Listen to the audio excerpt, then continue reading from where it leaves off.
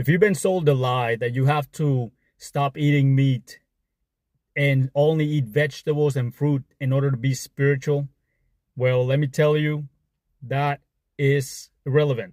It doesn't make sense. It doesn't apply.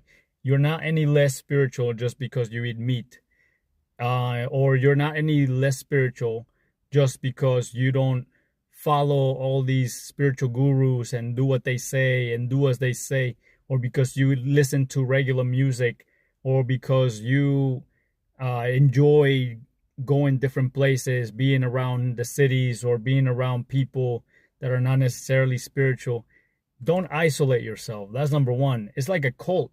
There's like the real spirituality of experiencing one's consciousness in its totality, in its fullness, without judging others, without separating or isolating themselves, because that's like a cult. You're no better than being in a religion, no better than being like in some sort of religion where they always tell you, oh, you can't hang out with these people because they don't think like you and they're just going to contage you, or they're going to bring demons or angels or whatever.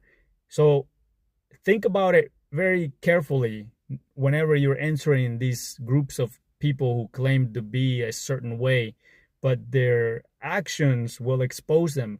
Look at what kind of results they have in the long term. You always find the same thing. And then ask yourself, is that the life that you want to live? Is that how you want to live? Do you want to live like they do? And you'll realize very quickly that that's not how you want to live. You want to be you to the fullest of your expression. You have an ego for a reason. And they always get you with, oh, you got to dissolve the ego and let go of the ego and let go of the persona and just be this empty vessel for other things to come in and take over you. You got to be this empty vessel for something to channel through you. No, you don't become an empty vessel.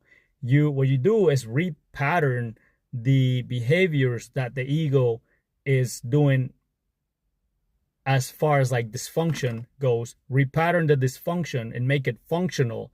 Make the ego repattern and reparented, because the ego is what they call the inner child.